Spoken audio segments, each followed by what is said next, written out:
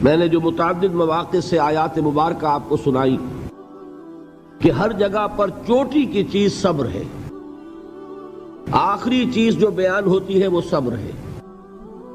سورۃ العصر میں آخری بات وَتَوَاصَوْا بِالصَّبْرِ یا ایھا الذین آمنوا استعینوا بالصبر والصلاۃ، اے ایمان والو مدد حاصل کرو صبر سے اور نماز سے۔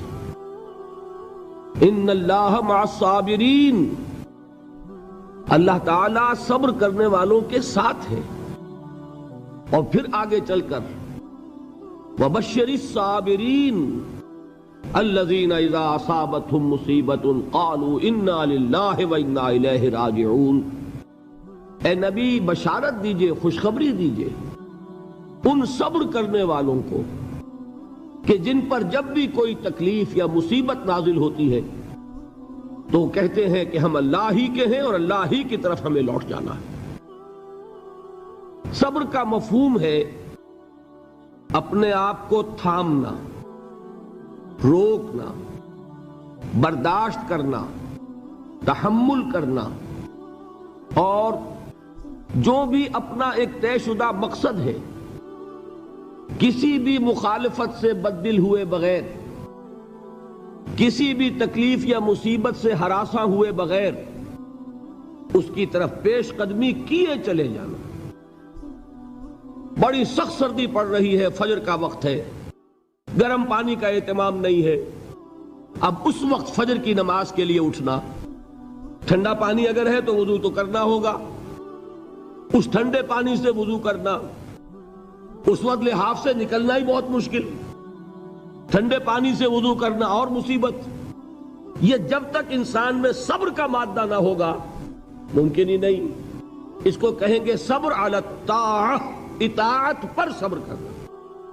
ناگواری محسوس ہو رہی ہے لیکن اس ناگواری کو برداشت کرتے ہوئے انسان اللہ کے حکم کے اوپر جمع رہے، اللہ کے حکم پر عمل کرے۔ یہ کیا ہے؟ یہ صبر ہے۔ اگر یہ صبر نہیں ہے تو ظاہر بات ہے کہ انسان اللہ کے اس حکم پر عمل نہیں کر سکے گا۔ صبر کا مادہ نہیں ہوگا تو آپ کام نہیں کر سکیں گے۔ اور اسی کا ایک دوسرا رخ ہے، جب آپ دعوت حق کے لیے کھڑے ہوں گے پہلا قدم کیا آتا ہے؟ استہزاء، تمسخر، مذاق اڑانا، جس کی میں مثال اب دینا چاہتا ہوں محمد الرسول اللہ صلی اللہ علیہ وسلم کی شخصیت سے۔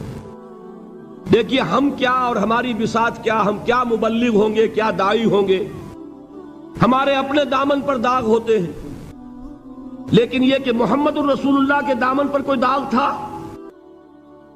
ان کو تو سارے مکے والے الصادق الامین کہتے تھے، نہایت محبوب شخصیت تھے، ان کے لیے تو جا صادق جا الامین یہ الفاظ سننے میں آتے تھے، آنکھوں کا تارا۔ لیکن جب آپ نے دعوت اب شروع کی، اب قرآن مجید میں دیکھیے کسی نے کہا مجنون ہو گئے، دماغ خراب ہو گیا، پاگل ہو گئے، اجی شاعر ہیں، کچھ شعر جوڑ لیتے ہیں ہم پر دھوس جماتے ہیں۔ کسی نے کہا ساحر ہیں، کچھ جادو سیکھ لیا ہے، یہاں تک کہ ایسے بدبخت بھی پیدا ہوئے، قرآن میں ہے ساحر کذاب، سحر کرنے والا جادوگر نہایت جھوٹا۔ یہ الفاظ کہے جا رہے ہیں کس کی شان میں؟ محمد الرسول اللہ صلی اللہ علیہ وسلم۔ قرآن میں نقل کیا گیا یا ایھا الذی نزل علیہ الذکر انک لمجنون۔ کبھی آپ نے اس کا ترجمہ سوچا؟ ہے وہ شخص، دیکھیے تصور کیجئے حضور جا رہے ہیں، تشریف لے جا رہے ہیں، کسی دعوت میں ہے، تبلیغ میں، یا ویسے ہی تشریف لے جا رہے ہیں، اور کوئی ایک جمگھٹا ہے لوگوں کا، ادھر سے فقرہ آتا ہے، تیر کی طرح لگتا ہے دل میں جا کر محمد کے صلی اللہ علیہ وسلم۔ اے وہ شخص جس کا یہ خیال ہے کہ اس پر کوئی ذکر نازل ہو رہا ہے، ہمارے خیال میں تو تمہارا دماغ خراب ہو گیا ہے۔ یا ایھا الذی نزل علیہ الذکر انک لمجنون، کہا کہ نہیں کہا؟ اور یہ نہ سمجھیے کہ حضور صلی اللہ علیہ وسلم کے قلب مبارک کو تکلیف نہیں ہوتی تھی۔ میں قرآن سے ثابت کروں گا، میں کہیں کوئی کہانیاں بیان نہیں کرنا چاہتا۔ قرآن نے کہا ہے وَلَقَدْ نَعْلَمُ انک یضیق صدرک بما یقولون، اے نبی ہمیں خوب معلوم ہے صلی اللہ علیہ وسلم کہ جو کچھ یہ لوگ کہہ رہے ہیں اس سے آپ کا سینہ بھنجتا ہے، یہ جو گھٹن ہوتی ہے، صدمہ ہوتا ہے۔ انک یضیق صدرک بما یقولون، ہمیں خوب معلوم ہے کہ جو کچھ یہ باتیں آپ کو سننی پڑ رہی ہیں، یہ کڑوی کسیلی باتیں، یہ جو فقرے چست ہو رہے ہیں، استہزاء ہو رہا ہے، تمسخر ہو رہا ہے۔ سورہ حجر میں ہے، ایک جگہ کھڑے ہوئے لوگ قرآن کا مذاق اڑا رہے ہیں، بھائی فلاں آیت تم لے جانا، فلاں آیت میری ہوگی، اس کے ٹکڑے کر رہے ہیں، اس کے ٹکڑے حصے بکھرے کر کے قیمہ بنا کر ان آیات کا تمسخر اڑا رہے ہیں۔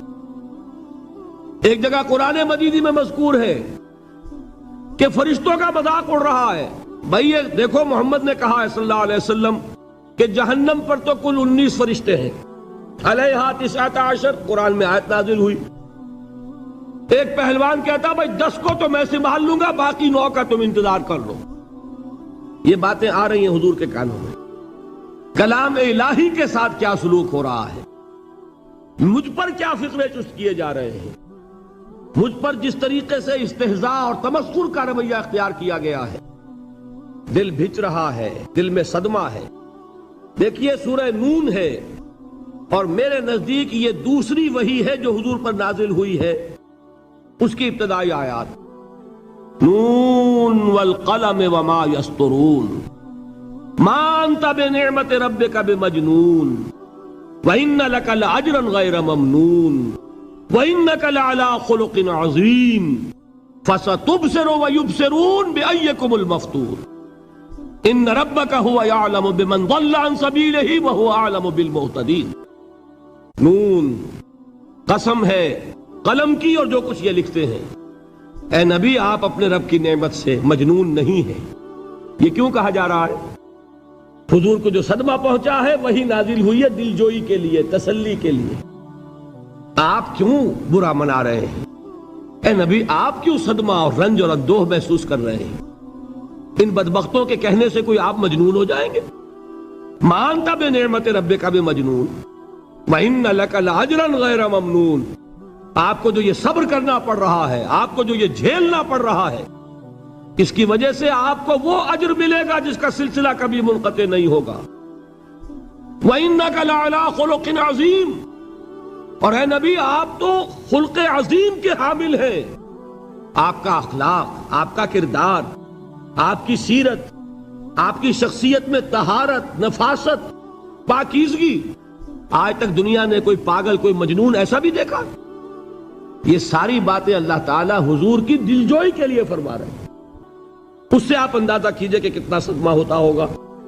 یہی ہے، اس ساری چیز کو جمع کیجئے تو یہ چیز کیا ہے؟ وَاصْبِرْ عَلَىٰ مَا يَقُولُونَ وَاهْجُرْهُمْ هَجْرًا جَمِيلًا، صبر کرو اے نبی، صبر کرو اے محمد صلی اللہ علیہ وسلم، جھیلو اور برداشت کرو اس پر جو یہ کہہ رہے ہیں۔ یریدون لیطفئوا نور اللہ بافواہہم، یہ چاہتے ہیں کہ اللہ کے نور کو اپنے منہ سے بجھا دیں، پھونکے مار کے ہی بس۔ نور خدا ہے کفر کی حرکت پہ خندہ زن، پھونکوں سے یہ چراغ بجھایا نہ جائے گا۔ یریدون لیطفئوا نور اللہ بافواہہم واللہ متم نورہ ولو کرہ الکافرون، یہ چاہتے ہیں کہ اپنے منہ کی پھونکوں سے اللہ کے نور کو بجھا دیں، حالانکہ اللہ تعالیٰ تو اپنے نور کا اتمام فرما کر رہے گا، خواہ ان کافروں کو کتنا ہی ناگوار ہو۔ اس کی ترجمانی ہے نور خدا ہے کفر کی حرکت پہ خندہ زن، پھونکوں سے یہ چراغ بجھایا نہ جائے گا۔ یہی وجہ ہے، دیکھیے مکی صورتوں میں خود نبی اکرم صلی اللہ علیہ وسلم کو اتنے مختلف پیرایوں میں صبر کا حکم دیا گیا۔ کچھ مثالیں میں دے چکا ہوں، وَلِرَبِّكَ فَاصْبِرْ، اسی طریقے سے وَاصْبِرْ كَمَا صَبَرَ أُولُو الْعَزْمِ مِنَ الرُّسُلِ، اے نبی صبر کیجئے جیسے کہ صبر کیا ہمارے اولو العزم رسولوں نے۔ وَاصْبِرْ وَمَا صَبْرُكَ إِلَّا بِاللَّهِ، اے نبی صبر کیجئے اور آپ کا صبر تو اللہ ہی کے سہارے ہے۔ وَاصْبِرْ لِحُکْمِ رَبِّكَ، یہ سورہ نون جس کی ابتدائی آیات میں نے آپ کو سنائی، نون والقلم وما یسطرون ما انت بنعمت ربک بمجنون، اس کا اختتام کیا ہوتا ہے؟ وَاصْبِرْ لِحُکْمِ رَبِّكَ وَلَا تَكُنْ كَصَاحِبِ الْحُوتِ اِذْ نَادَىٰ وَهُوَ مَكْظُومٌ، اے نبی صبر کیجئے اپنے رب کے فیصلے کا، انتظار کیجئے اور اس مچھلی والے کے مانند نہ ہو جائیے۔ مچھلی والا کون؟ حضرت یونس علیہ السلام۔ مچھلی والے نے اپنے دینی حمیت اور غیرت جو تھی اس کی وجہ سے اللہ کے حکم کا انتظار نہیں کیا، اپنی قوم کو چھوڑ کر چل دیے۔ نبی کا، رسول کا یہ معاملہ ہوتا ہے، جیسے کہ آپ کو معلوم ہے کوئی افسر ہے کسی حکومت کا، وہ اپنی پلیس آف ڈیوٹی کو نہیں چھوڑ سکتا، he must stick to his place of duty. بڑے افسرز کے لیے تو یہ بہت بہت اہم بات ہے۔ تو اے رسول، جہاں آپ کو ہم نے تعینات کیا ہے آپ وہاں سے ہل نہیں سکتے کہ ذرا مخالفت ہوئی، لوگوں نے فقرے چست کیے اور آپ کہیں اور چل دیے، دفع ہوئیے، یہ بات نہیں سننا چاہتے، میں کسی اور کو سناؤں گا، ہو سکتا ہے نا؟ ہم تو کرتے ہیں نا یہ، اس لیے کہ ہمیں تو اللہ نے کہیں تعینات تو نہیں کیا نا۔ اگر ایک جگہ کے لوگ بات نہیں سنتے، چلو بھائی ہم کہیں اور جائیں گے، وہاں بات سنائیں گے۔ لیکن رسول کا معاملہ ہوتا ہے جو اس کی پلیس آف اپوائنٹمنٹ ہے، he cannot leave his place without the express permission of Allah سبحانہ و تعالی۔ آپ نے یہ سنا ہوگا، سیرت کی تقاریر میں پڑھا ہوگا کہ مدینے کی طرف ہجرت کی اجازت حضور نے تمام صحابہ کو دے دی، خود منتظر رہے جب تک کہ اللہ کی طرف سے اجازت نہیں آ گئی۔ حضرت ابوبکر پوچھتے رہتے تھے حضور اجازت آ گئی کہ نہیں؟ نہیں ابھی نہیں آئی۔ حضور اذن آ گیا؟ نہیں آیا، ابھی نہیں آیا۔ حبشہ کی طرف سب کو بھیج دیا، اجازت دے دی جو جانا چاہے چلا جائے۔ حضور کی صاحبزادی جو حضرت عثمان کے نکاح میں تھی وہ بھی ہجرت کر رہی ہے، لیکن حضور تو نہیں گئے۔ رسول نہیں چھوڑ سکتا اپنی جگہ کو، یہاں تک کہ تمام تقریباً صحابہ چلے گئے، حضور رہ گئے، حضرت ابوبکر رہ گئے، حضرت علی رہ گئے، اور حضرت ابوبکر پوچھ رہے ہیں بار بار اجازت آئی یا نہیں؟ نہیں ابھی نہیں آئی۔ حضرت عائشہ نے واقعہ بیان کیا کہ ایک روز اچانک دوپہر کے وقت ہم نے دیکھا کہ حضور نے اپنے پورے جسم کو ڈھانپا ہوا ہے، چہرے کو بھی کپڑے میں ڈھانکا ہوا ہے اور تشریف لا رہے ہیں۔ یہ اس میں تعجب کی بات یہ کہ عرب میں آج بھی آپ کو معلوم ہے کہ یہ چیز جو ہے ان کی روایات کے خلاف ہے کہ دوپہر کے وقت کوئی کسی سے ملنے جائے۔ یہ وقت جو ہے قیلولے کا ہے، آرام کا ہے۔ تو این ٹھیک دوپہر کے وقت تشریف لائے حضور، آپ نے آ کے حضرت ابوبکر سے فرمایا کہ اجازت آ گئی ہے۔ حضرت ابوبکر نے بہت خوش ہو کر ایک بات کہی، حضور میں نے 2 اونٹنیاں تیار کی ہوئی ہیں۔ یعنی اب آپ وہ تو سوچتے تھے نا شاباش ملے گی کہ میں نے تیاری کی ہوئی ہے، میں نے 2 اونٹنیوں کو خوب کھلا پلا کے فربا کیا ہوا ہے، بڑی توانا ہے تاکہ ہم تیزی کے ساتھ سفر کر سکیں۔ حضور نے توقف کیا، فرمایا ہاں ٹھیک ہے، 1 اونٹنی میں استعمال کروں گا لیکن میں اس کی قیمت ادا کروں گا۔ حضرت ابوبکر کی آنکھوں میں آنسو آ گئے، روتے ہوئے کہا حضور مجھ سے یہ مغایرت، کیا یہ جان اور مال کسی اور کے لیے ہے؟ آپ مجھ سے بھی کہہ رہے ہیں میری اونٹنی جو ہے وہ بھی بلا معاوضہ آپ قبول نہیں فرما رہے۔ یہ ہے محمد الرسول اللہ کی غیرت اور حمیت کا معاملہ۔ اب دیکھیے ایک بات عجیب ہے، یہ ربط اپنے ذہن میں رکھیے، اللہ تو صبر کی تلقین کر رہا ہے اپنے رسول کو، اور رسول یہی تلقین کر رہے ہیں اپنے صحابہ کو، صبر کرو، جھیلو، برداشت کرو، ہاتھ مت اٹھانا، کوئی جوابی کارروائی نہیں ہوگی، بلکہ اپنے اوپر جھیلو جو کچھ جھیلنا ہے، ڈٹے رہو، پیچھے مت ہٹنا، یہ صبر ہے، لیکن ہاتھ اٹھانے کی اجازت نہیں۔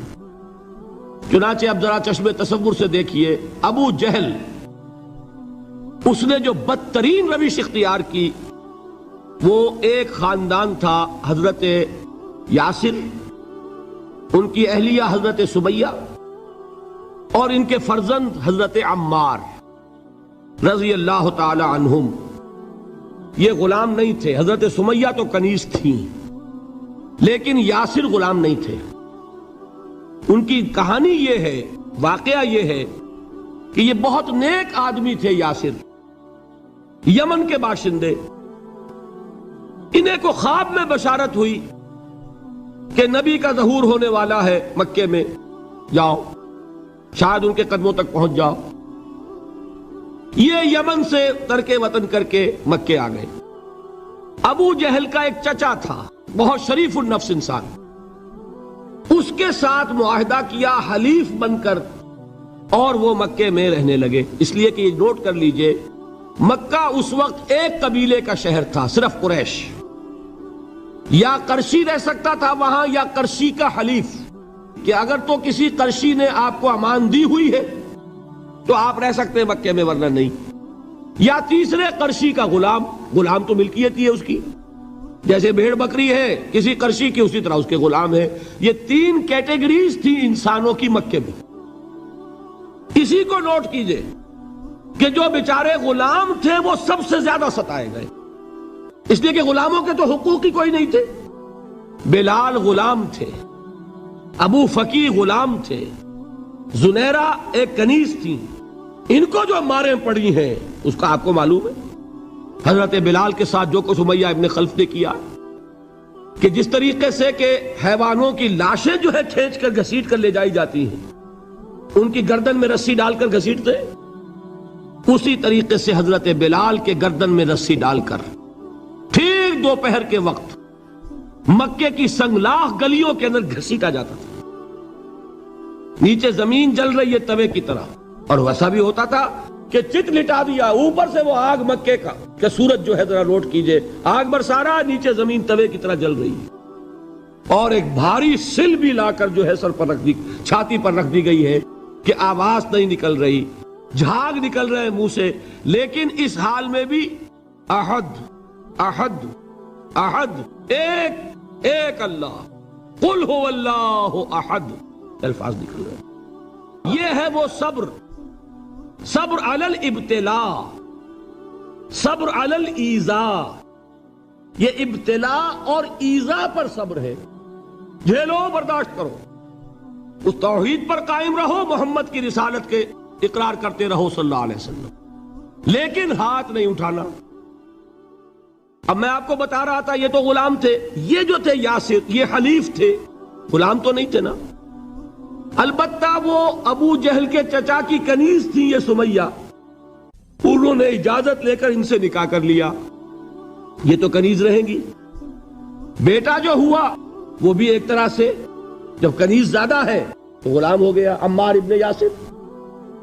وہ جو شخص تھا بہت شریف النفس ابو جہل کا چچا، وہ مر گیا، اب ابو جہل جو ہے اس خاندان کا سربراہ ہے، لہذا یہ تینوں جو افراد ہیں وہ اس کے رحم و کرم پر ہیں۔ یاسر کو بھی پروٹیکشن اگر ہے تو ابو جہل کی ہے، ابو جہل جو چاہے کرے، اور سمیہ تو کنیز ہے ہی، اس کا تو کوئی حق ہے ہی نہیں، جو چاہے کرے، اور عمار ان دونوں کا بیٹا ہے، لہذا بدترین معاملہ کیا ابو جہل نے ان تین افراد کے ساتھ۔ حضرت سمیہ کے ساتھ جو کچھ کیا گیا ہے آپ اس کا تصور نہیں کر سکتے۔ بالآخر جو شہید کیا ہے حضرت سمیہ کو، ایذائیں دے دے کے، سسکا سسکا کے، ان کے جسم کے نازک حصوں کو جلا کے، داغ دے کر، کہتا کیا تھا، ایک دفعہ کہہ دو کہ میرا جو یہ بت ہے یہ بھی الہ ہے، مان لو میں چھوڑ دوں گا۔ تنگ آ گیا، کسی طریقے سے ایک دفعہ کہہ دو پھر میں چھوڑ دوں گا۔ لیکن یہ میاں بیوی حضرت یاسر اور حضرت سمیہ رضی اللہ تعالی عنہما، یہ ہے ثبات، یہ ہے صبر، یہ ہے استقلال، ایک مرتبہ بھی کہنے کے لیے تیار نہیں ہو، جو چاہو کر لو، اب ہم تو اس سے پیچھے نہیں ہٹیں گے۔ تنگ آ کر اس نے حضرت سمیہ کی تو شرمگاہ میں برچھا مارا ہے اور شہید کیا۔ حضرت یاسر کے بارے میں ایک روایت یہ ہے، ستا ستا کے، تنگ کر کر کے، آخر کار جو ختم کیا، انہیں شہید کیا کس طرح، 4 سانڈ اونٹ جوان، ان سے رسے باندھے، ایک رسے سے ایک بازو باندھا، دوسرے سے دوسرا بازو باندھا، تیسرے سے ایک ٹانگ باندھی، چوتھے سے دوسری ٹانگ باندھی، اور چاروں کو دوڑایا ہے کہ جسم کے پرخچے اڑ گئے۔ اس وقت سامنے سے حضور گزرتے تھے جبکہ آل یاسر کے ساتھ یہ معاملہ ہو رہا ہے، کیا فرماتے تھے، اصبروا یا آل یاسر فإن موعدکم الجنہ، اے یاسر کے گھر والوں صبر کرو، جھیلو، اس لیے کہ تمہارے وعدے کی جگہ جنت ہے۔ اللہ تعالیٰ ادھر آنکھ بند ہوگی ادھر جنت میں تمہارا داخلہ ہو جائے گا۔ یہ ہے تواصوا بالصبر والعصر ان الانسان لفی خسر۔ یہ تواصوا بالصبر پر کون عمل کر رہا ہے؟ محمد الرسول اللہ صلی اللہ علیہ وسلم۔ دے تو بھی محمد کی صداقت کی گواہی۔ یہ صداقت کی گواہی دیتے ہوئے انہوں نے اپنی جانیں دے دی۔ 4 سے لے کر 12 تک 8 برس اس کو کہتے ہیں پرسیکیوشن، فزیکل پرسیکیوشن، تشدد، مار پیٹ، جلانا، دہتے ہوئے انگاروں پر لٹانا، فاقے رکھنا، بھوکے رکھنا، ان کو ڈال دی گئی زنجیریں، گھروں میں بند کر دیا گیا نوجوانوں کو۔ حضرت عثمان کو چچا نے ان کے ایک چٹائی کے اندر لپیٹا اور دھونی دے دی، دم گھٹ رہا ہے، جان نکل رہی ہے۔ حضرت مصعب بن عمیر رضی اللہ تعالی عنہ، وہ نوجوان 200 درہم کا جوڑا ان کا سل کر آتا تھا شام سے تیار ہو کر، لباس معطر ہوتا تھا، جدھر سے نکل گیا پوری گلی جو ہے وہ معطر ہو گئی، انگلیاں اٹھ رہی ہیں، وہ جا رہا ہے مصعب، یہ خوشبو اس کی ہے۔ اس مصعب کے ساتھ کیا سلوک کیا؟ باپ تو مر چکا تھا، ماں نے پالا تھا، دولت بہت چھوڑ کر گیا تھا باپ، لہذا ماں نے بڑے ناز و نام میں پالا، بڑے لاڈ پیار میں، 200 درہم کا جوڑا تیار ہو رہا ہے۔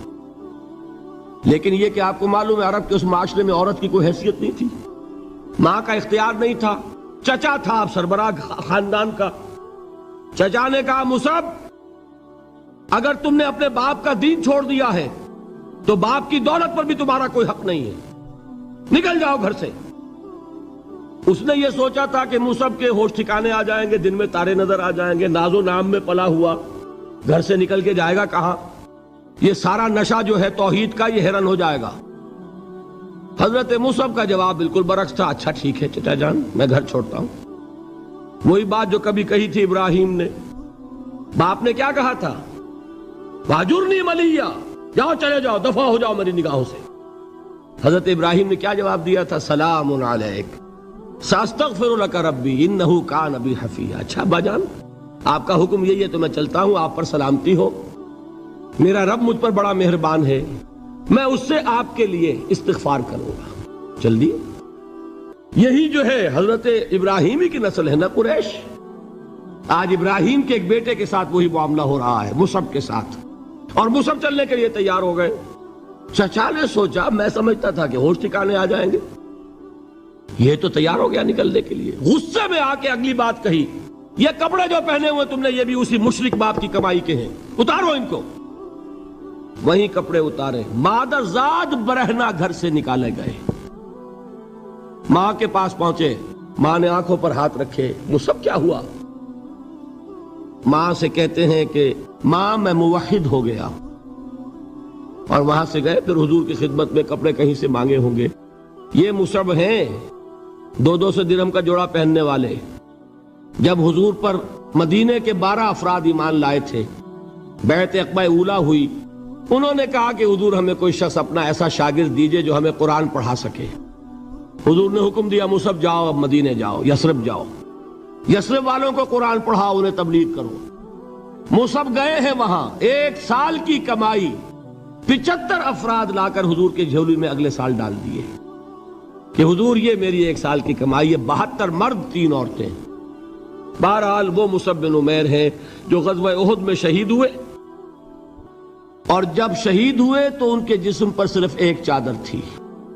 یہی چیزیں ہیں اصل میں کہ جو ہمارے دلوں کو منور کرنے والی ہیں نور ایمان سے۔ وہ علم بردار تھے غزوہ احد میں، جھنڈا مسلمانوں کا ان کے پاس تھا۔ ایک ہاتھ پر ایک شانے پر وار پڑا، ہاتھ کٹ گیا، دوسرے سے تھاما، دوسرے پہ کٹ گیا، اب دونوں حصوں کے بچے ہوئے ٹکڑوں سے جھنڈے کو تھاما، گرنے نہیں دیا، یہاں تک کہ شہید ہو گئے۔ گرے ہیں تو جھنڈا گرا ہے۔ شکل میں حضور سے بہت مشابہ تھے، خبر اڑ گئی کہ محمد شہید ہو گئے صلی اللہ علیہ وسلم۔ یہ مصعب بن عمیر کا واقعہ ہے۔ جب ان کو اب دفن کرنے کا وقت آیا، اور شہید کے لیے کفن جو ہے اس کا وہی لباس ہوتا ہے جو شہادت کے وقت ہو، حضور کے سامنے ایک پرابلم پیش کیا گیا۔ حضور مصعب کے جسم پر تو ایک چادر تھی، اور وہ چادر بھی اتنی چھوٹی ہے، یعنی 2 گز کی چادر بھی نہیں ہے، اس سے اگر سر ڈھانپتے ہیں مصحف کا تو پیر کھل جاتے ہیں، پیر ڈھانپتے ہیں تو سر کھلتا ہے، کیا کریں؟ حضور نے فرمایا سر ڈھانپ دو چادر سے اور پیروں پر گھاس ڈال دو۔ یہ آخری لباس ہے جو محمد کے اس دیوانے کو اس دنیا سے رخصت ہوتے ہوئے ملا ہے، جس کا 200 درہم کا جوڑا چلتا تھا۔ یہ ہے صبر۔ برداشت کیا کہ نہیں کیا؟ یہ خباب بن الارت پیشے کے لحاظ سے لوہار تھے۔ سوچئے ایک زندہ انسان کو دہتے ہوئے انگاروں پر لٹایا جا رہا ہے، ان انگاروں سے کھال جلی کمر کی چربی پگھلی، اس پگھلنے والی چربی سے وہ انگارے ٹھنڈے پڑے، یہ سب کچھ جھیل رہا ایک شخص۔ سوچنے والوں نے سوچا نہیں ہوگا کیا جرم تھا ان کا، تو بڑا شریف آدمی ہے، بہت اچھا کاریگر ہے، وقت پر کام دیتا ہے، مناسب اجرت لیتا ہے، یہ کیا ہوا؟ یہ کوئی جرم نہیں، جرم صرف ایک ہے، ایک اللہ کو مانتا ہے اور محمد کے دامن سے وابستہ ہے صلی اللہ علیہ وسلم۔ فاستعینوا بالصبر والصلاۃ، مدد حاصل کرو کس سے؟ صبر سے اور نماز سے۔ ان اللہ مع الصابرین، جان لو کہ اللہ تعالیٰ صبر کرنے والوں کے ساتھ ہے۔ ولا تقولوا لمن يقتل في سبيل الله اموات، اور ہرگز نہ کہو اسے جو اللہ کی راہ میں قتل ہو جائے کہ وہ مردہ ہے۔ بل احیاء ولکن لا تشعرون، نہیں، وہ زندہ ہے لیکن تمہیں ان کا شعور نہیں ہے۔ اور سنیے اب یہ آیت اہم ترین ہے صبر کے موضوع پر۔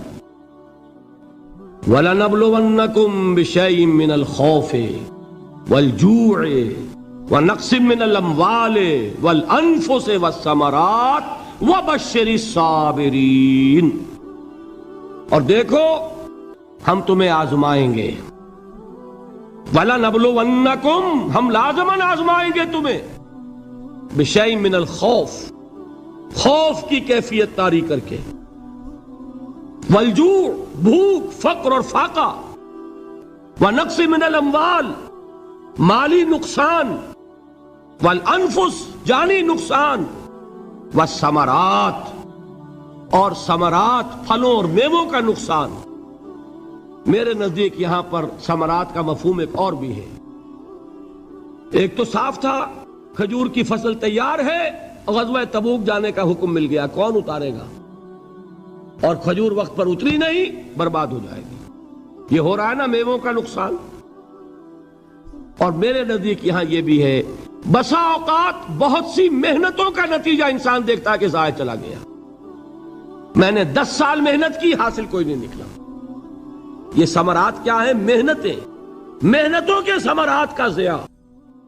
کوشش آپ نے کی، قسمت کی خوبی دیکھیے، ٹوٹی کہاں کمن، 2-4 ہاتھ جب کے لبے بام رہ گئے۔ Be prepared. ایک شاعر کے یہ اشعار ہیں، یہ فصل امیدوں کی ہمدم اس بار بھی غارت جائے گی، سب محنت صبحوں شاموں کی اب کے بھی اکارت جائے گی۔ میرے نزدیک یہ ثمرات کا جو لفظ یہاں آیا ہے، وَنَقْصٍ مِّنَ الْأَمْوَالِ وَالْأَنفُسِ وَالثَّمَرَاتِ، سب محنت صبحوں شاموں کی اب کے بھی اکارت جائے گی۔ دھرتی کے کونوں کھدروں میں پھر اپنے لہو کی کھاد بھرو، پھر مٹی سینچو اشکوں سے، پھر اگلی رت کی فکر کرو، پھر اگلی رت کی فکر کرو، جب پھر ایک بار اجڑنا ہے۔ ایک فصل پکی تو بھر پایا، تب تک تو یہی کچھ کرنا ہے۔ ایک مقصد ہے سامنے، انقلاب برپا کرنا ہے۔ ایک کوشش ناکام ہو جائے کوئی پرواہ نہیں، نیکسٹ، پھر تیار رہو ناکامی کے لیے۔ ایسا نہ ہو جو انگریزی میں کہتے ہیں hope for the best but be prepared for the worst.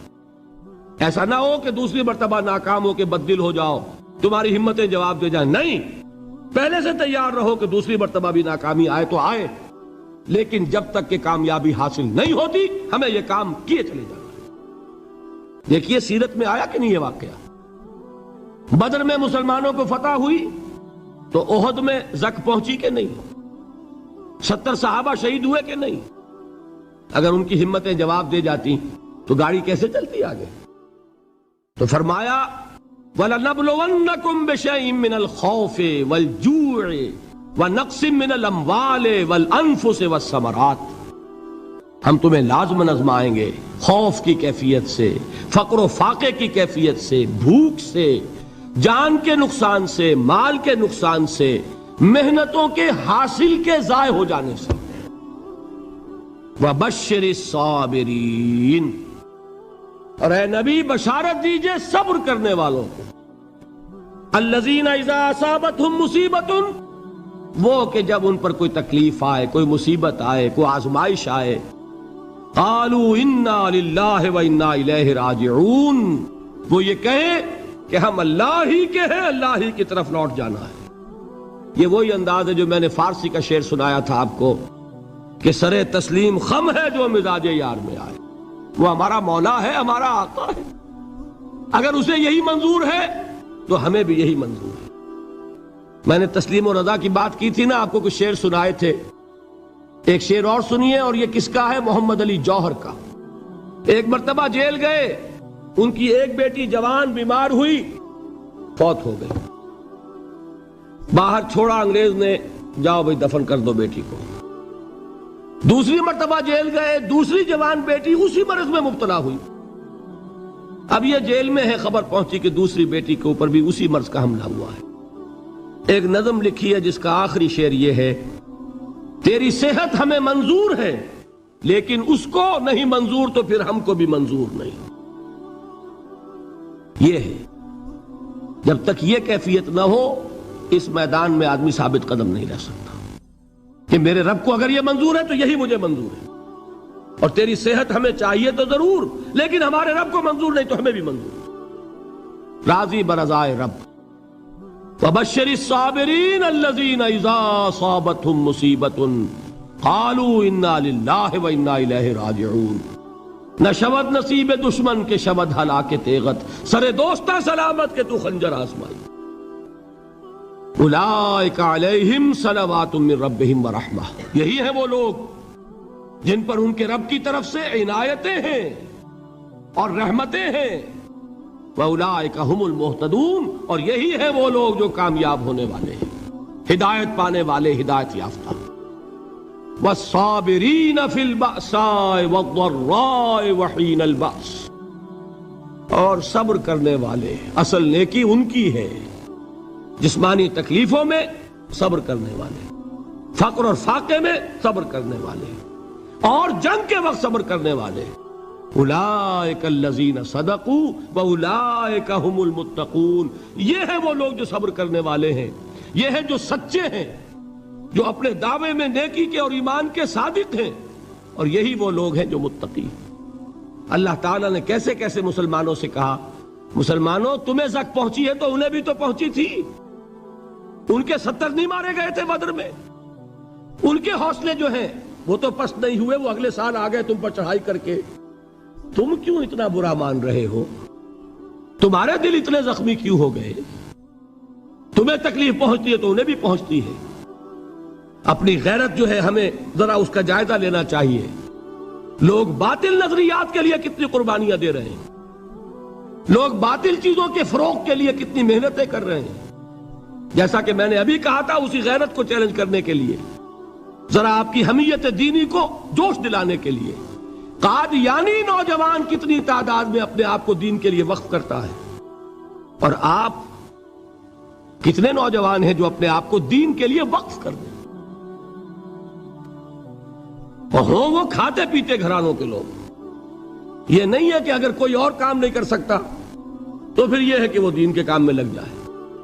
باصلاحیت لوگ، کھاتے پیتے لوگ، ذہنی استعداد رکھنے والے لوگ، اونچے گھرانوں کے لوگ، وہ وقف کریں اپنے آپ کو دین کے لیے۔ اس کے بغیر کیسے باہر آ جائے گی، کیسے رونق آ جائے گی؟ تو دنیا میں باطل نظریات والے جو ہیں، یہ بات کہی گئی ہے، مسلمانوں تم اگر توحید کے لیے لڑ رہے ہو، دیکھتے نہیں ابو جہل کو، اس نے گردن کٹوائی ہے شرک کے لیے، شرک کے لیے گردن کٹوائے، اور تم توحید کے لیے گردن کٹوانے کو تیار نہ ہو۔ اس نے گردن کٹوائی کہ نہیں کٹوائی؟ اور کس طرح کٹوائی ہے؟ جو کہ بڑا متکبر قسم کا، فرعون قسم کا شخص تھا، جب گردن کاٹنے لگے تو کہتا ہے ذرا نیچے سے کاٹنا، تاکہ جب تم نیزے کے اوپر چڑھاؤ میرے سر کو تو اونچا نظر آئے، معلوم ہو سردار کا سر ہے۔ وہ بدبخت مرتے ہوئے بھی جو اس کی کیفیت تھی نا، اس کو ذہن میں رکھیے۔ تو یہ اس لوگوں نے قربانیاں دی، جانیں دی، تو فرمایا اگر تم ان سے زیادہ قربانی نہیں دو گے، یہ جو نوٹ کر لیجئے اس کو، مجرد اگر حق کو غالب کرنا اللہ کے ذمے ہو تو آنے واحد میں غالب کر دے گا، تمہیں تکلیف ہی دینے کی ضرورت نہیں۔ سمجھ رہے؟ کیا اللہ کے مقابلے میں کوئی باطل کی طاقت ٹھہر سکتی ہے؟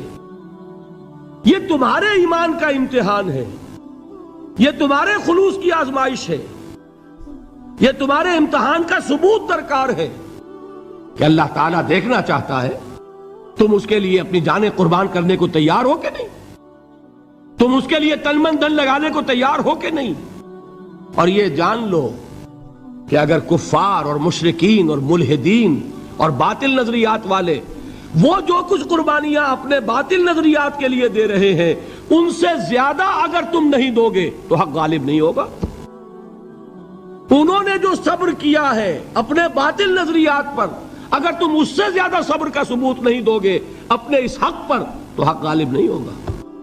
اس لیے فرمایا یا ایھا الذین آمنوا اصبروا وصابروا، نہ صرف یہ کہ صبر کرو بلکہ صبر میں اپنے دشمنوں سے آگے نکلو، ان کے صبر سے بڑھ کر صبر کرو۔ ورابطوا، مرابطہ کہتے ہیں چوکس رہنا، ہوشیار، پہرا دو، ایسا نہ ہو کہ دشمن جو ہے غفلت میں تمہارے اوپر کوئی حملہ جو ہے کر بیٹھے۔ واتقوا اللہ، اور اللہ کا تقوی اختیار کرو، لعلکم تفلحون، تاکہ تم فلاح پاؤ۔ یہ ہے حضرات تواصوا بالصبر۔